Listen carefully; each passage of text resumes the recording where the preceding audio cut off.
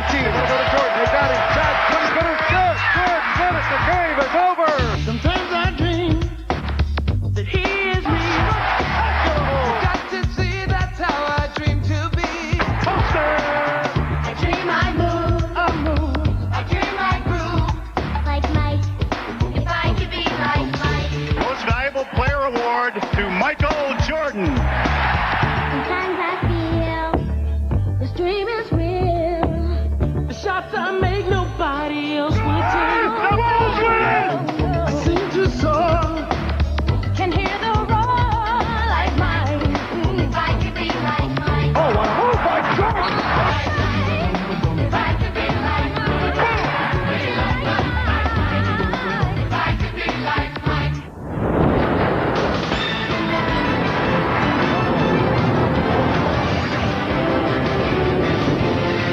This is a special edition of NBA Showtime.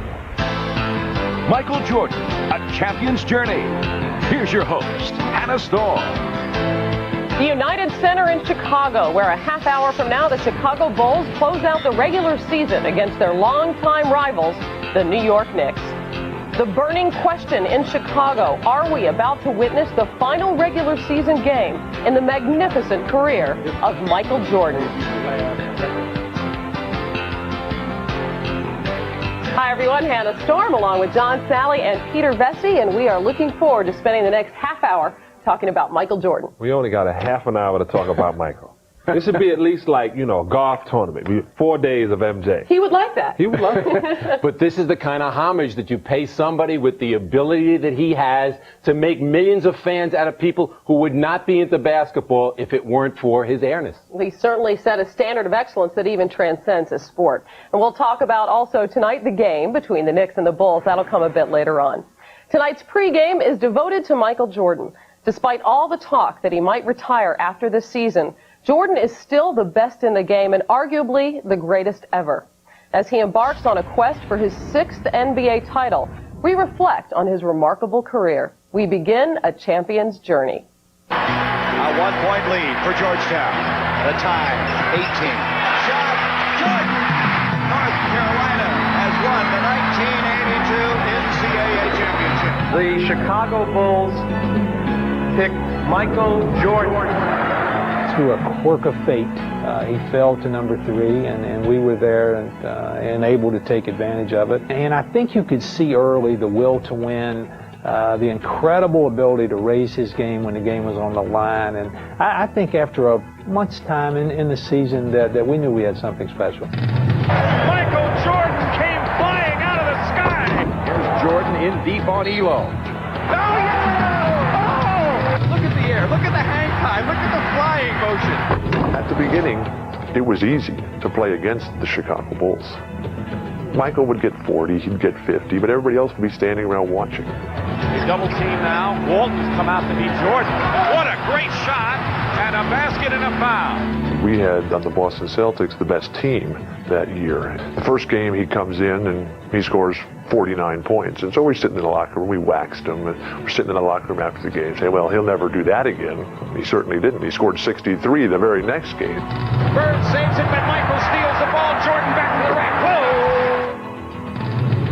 Fans have not realized that at the beginning of Michael's career, when his game was all about athleticism, when it was all about being an individual out there, he didn't win.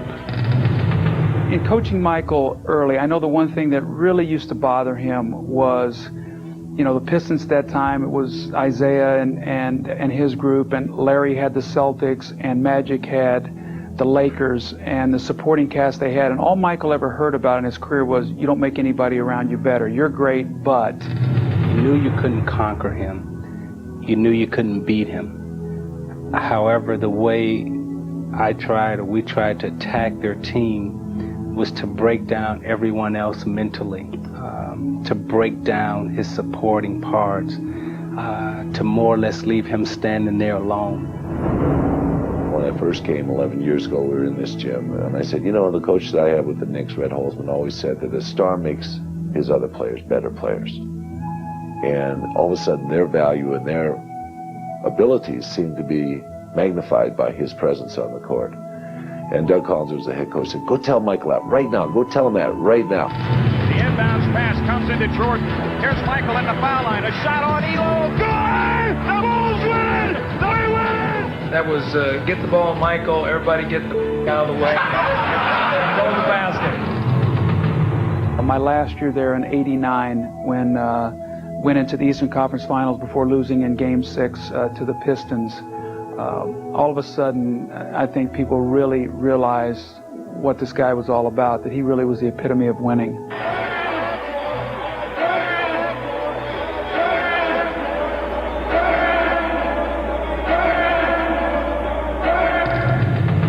We like the fact that we own the Central Division. We like the fact that he was the next Dr. J at that time, and he was going to be the heir apparent of the NBA, and we like quieting it all down and making them stop. Watch Michael and just take this shot. And as it splashes, he runs through, gets the motion. Yes, Michael. He never would stop, you know, from start to finish. He would keep coming and coming and coming. And just when you think that he was wearing down, physically and mentally, he would go to another level. He just had an engine, you know, just never stopped.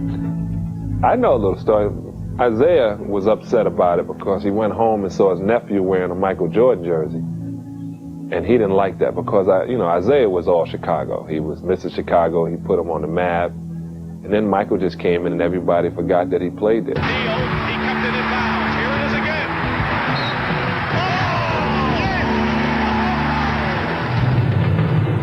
I knew I was beat when I knew he had finally conquered me. We went to Chicago and they beat us, I think in '91, 2 games there, and we came back for Game 3 in Detroit. And I'll never forget it, we were in the 3rd quarter. He looked at me in such a way that, you know, the look that I used to have in my eyes, I now seen that look in his, and it scared the death out of me. I was in Detroit, and I went to, between the games, I went to dinner one night with Michael. I went to dinner the next night with Isaiah. And it was like being between the 2 gladiators. And listening to Isaiah talk, he was like, you know, the king of the hill that realized that his kingdom was threatened. I went out to dinner again that night with Ahmad, and I said, you know, I'm beat. You know, he's got us. And from that point on, you know, once he got on top, our mentality was the same. It's a matter of conquer and destroy. And once he got it, he's never stopped since. And once the Bulls were able to get past their nemesis, the Pistons, the championships followed. It remains to be seen which team the Bulls will face in this year's playoffs, which begin next week. New Jersey and Washington are battling it out for the 8th and final spot in the East. The Wizards tonight are beating the Boston Celtics by 10 with about 5.5 minutes left to go in their home game. If Washington should win tonight, they also need losses by New Jersey and Orlando tomorrow to claim that final playoff spot in the East and the first-round matchup with Chicago. When we return, part 2 of Michael Jordan, A Champion's Journey. Our special edition of NBA Showtime continues right after these messages.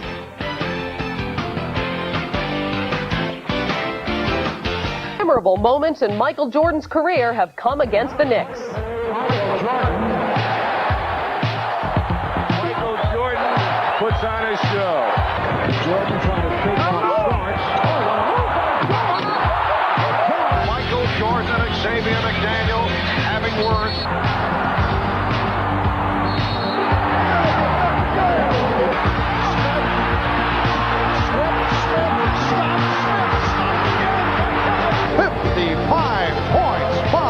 Michael Jordan.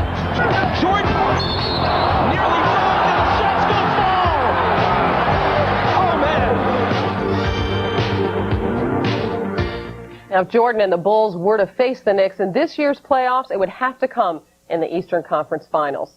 Early in his career, there was a perception that Jordan was a great singular talent, but the question lingered, could he lead a team to an NBA title? In the decade of the 90s, that question has been answered in a resounding manner. We continue with a champion's journey. This is what you live for, to play Michael Jordan in the finals.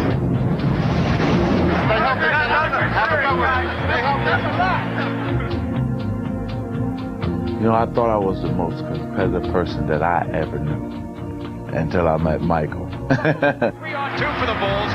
Michael on the drive, in for the right. The Bulls blowing the Lakers out. The thing about Michael is the fact that he could go 1 for 50 or 1 for 20, but that one shot may be the greatest move you've ever seen in your life. The look away to Livingston. Jordan. Oh, a spectacular move. A spectacular move by Michael Jordan.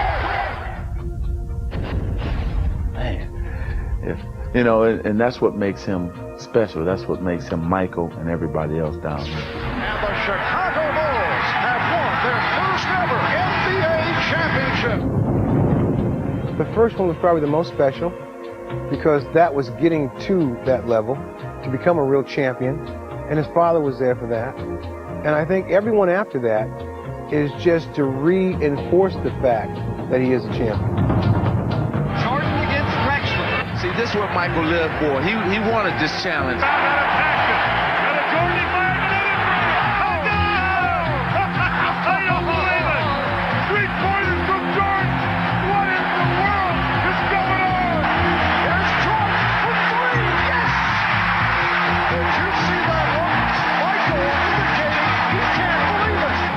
Part of being a champion and part of understanding the mental psyche of a champion is that you take that away from a person before he walks into the game.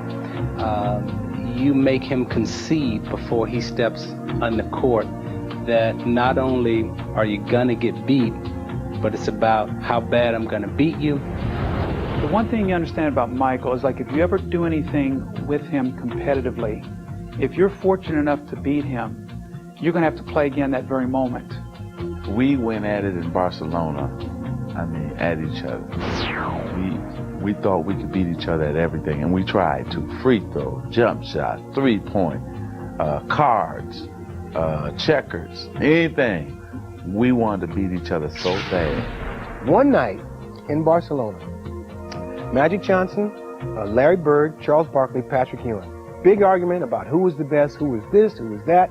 Magic was saying, hey, me and Larry brought this league to where it was. We're the stars, we're this and that and the other. He kept on talking. Finally, Larry Bird goes, Magic, shut up. We were, he is. The Bulls trying to become only the third team in NBA history to pull off a three-peat. 10 seconds to go. The shot clock, 15 in the ball game. Michael will take it. He's fouled. He scored. Superman back in the building. You don't want to lose to him. Because you have to listen to him. You know, one thing about Michael, he takes no prisoners. And if he beats you, he lets you know it, and he stomps you when you're down. So, there's nothing worse than losing to him. The Paxson going for the win. Here's Paxson for three. Paxson, yeah! The Chicago Bulls have 3 straight NBA championships.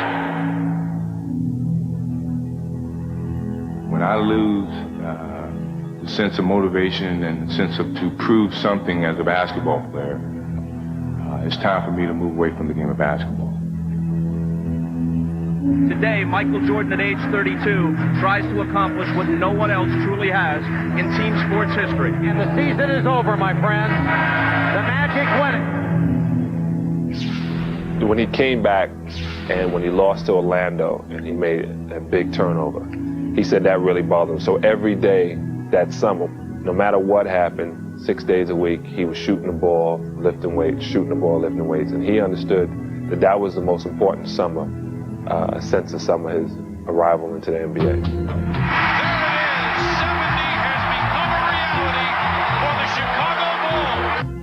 After a 2-year absence, the Chicago Bulls have regained the NBA throne.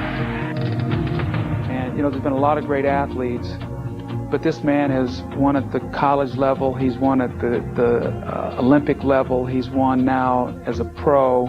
He's tasted it all, and he still can't get enough of it. We're down to 2, down to 1. Here's Jordan. Yes!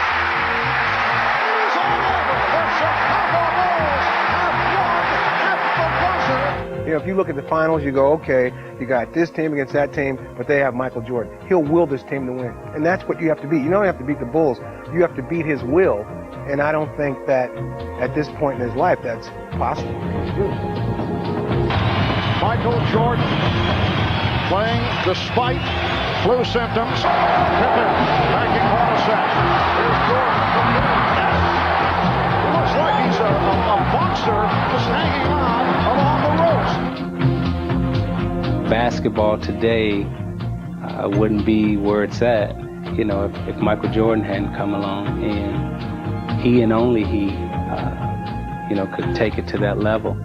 What I want to tell fans is set your VCRs now, because once he goes, that's the only thing you're going to have. It's the memories and all the plays, all the joy that he gave us, because it won't be another one, that's for sure.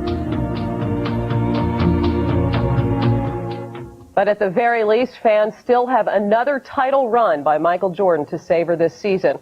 The question, who will be the Bulls' first-round opponent? The Washington Wizards are doing their best to qualify for the 8th and final playoff spot in the East. They are about to wrap up their 4th straight win, beating the Boston Celtics at home, little under a minute, 110-93. They have won 4 straight without Rod Strickland. But for the Washington Wizards to make the playoffs, they must hope the Nets lose to Detroit tomorrow, and Orlando must lose to Charlotte in order for Washington to be able to play Michael Jordan and the Bulls in round 1. We'll have plenty more on Michael Jordan as we hear from Peter Betsy, John Sally, and our crew in Chicago. The Knicks and the Bulls tip off about 15 minutes away.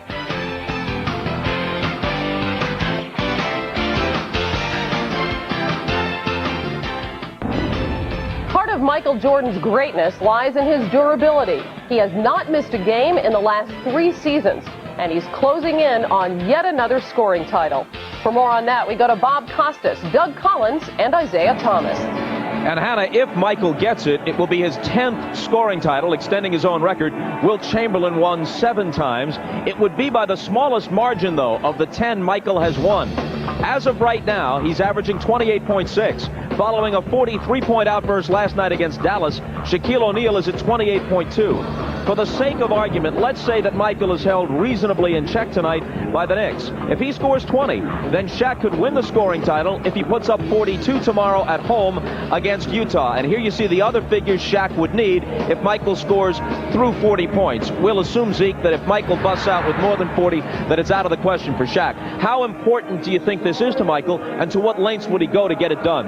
Bob, we all know that Michael is a winner, and he loves a challenge, and this scoring title provides just that. Michael needs 28 points to get his average tonight. That would force Shaq to have to score 47. Michael wants to win the scoring title. We talked to Phil Jackson earlier. Phil told us that he'll see how Michael feels, and if Michael feels like he wants to put up more than 28 numbers, he'll let him do it, and it'll be a great way to end the regular season. Now tomorrow, when the Lakers play at home, they have to keep in mind they can't distort the game just to get Shaq's numbers for him, because if the Lakers win, coupled with a Seattle loss, then the Lakers win the Pacific. Well, Bob, Shaq is a winner also. He does not have the championships as of yet, but his Laker team is in the hunt, and Shaq is capable of huge numbers. We have seen a 50-point high, 43 points last night, so we know he's capable of putting up big numbers. He has also been there before. The last game of the season in 1994, Shaq had 32. David Robinson came back with 71 to win the title. David Thompson posted 73. George Gervin got the last shot, 63. He won the title. The one advantage Shaquille has is he knows what Michael was going to do tonight, so he'll get the last shot tomorrow. He'll know exactly what he needs to win the title. Knicks and Bulls tipping off in a few minutes. Right now, back to Hannah in New York. Thank you, Bob. And there's certainly the potential for Michael Jordan to have a big game against the Knicks. He already has 2 40-point games against New York this season, both of them coming at Madison Square Garden. John Sally has a unique perspective on the subject of tonight. Michael Jordan, you were part of the Pistons teams that knocked Jordan's teams out of the Eastern Conference Finals, and also a teammate of his, winning a championship with the Bulls in 1996. What about those legendary off-the-court practice habits? Well, like you said, we did knock them around, too. We knocked them more than just out of the playoff race. We hurt them a couple of times. But I remember, like, Michael would always get up at 8 o'clock in the morning with his trainer, and he lifts weights before everybody else. Probably when I was rolling over thinking about what I was going to have for breakfast, he was pushing up about 220 pounds. But one time we were practicing, we were going to have a scrimmage. Phil Jackson forced him not to practice. He had on canvas tennis shoes, which proves it's not the shoes. And he put Dennis Rodman, James Edwards, and myself on the same squad of scrimmage, and Michael tied up those canvases and said, I'm playing. And I literally saw Superman enter the building. He took off to dunk on me, and he just yelled, block this, big man. And I said, you know what? I called my mother and said, Ma, I just played and saw the greatest player ever. And she said, it took you this long to realize it. But I did. And who won the scrimmage? Well, the Pistons, you know. Anyway, Peter. You know, John got the job here with us because he played with Michael and against him. That's right. That's right. Hey, everything helps now. You owe everything to this man. I got you. You covered Michael Jordan his whole career, had the privilege of doing so. What are some of your favorite memories? Well, Hannah, like everybody else, I've stored up a number of memorable memories that watching him over the years. But the thing that stands out most in my mind is when I went down to Orlando when he was playing baseball. And all I could think of when I was watching him play right field and shag a fly every 3 or 4 innings and get up to bat 3 or 4 times and strike out was what a waste of talent. How deprived we were that year, and then the next year for most of it, not seeing the greatest talent in my estimation in basketball. But hold the weeping, Hannah. I think, at least I suspect that we've got a few more memorable moves left in Michael during the playoffs. Yes, the playoffs which begin next week. And who will his team face in the first round? Well, it's a final. Washington has beaten Boston 112-95. That doesn't mean the Wizards qualify for the 8th spot. Still need some help from the Nets and the Magic. If both those teams lose tomorrow, Washington will play Michael Jordan and the Bulls. If not, it will be the New Jersey Nets. Now, before we send you to Chicago for the Bulls and the Knicks, one final look at some images of Michael Jordan through the years. We'll see you at halftime.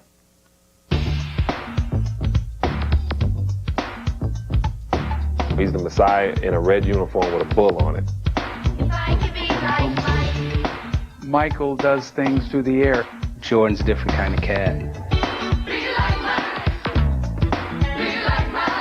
I think that Michael has to be rated probably the greatest ever at what he can do. He always lets you know that it gets down to the fourth quarter, we win because I'm Michael Jordan. Pretty hard to argue with. There's no next Michael Jordan. Coming out smooth. I want to be like Mike.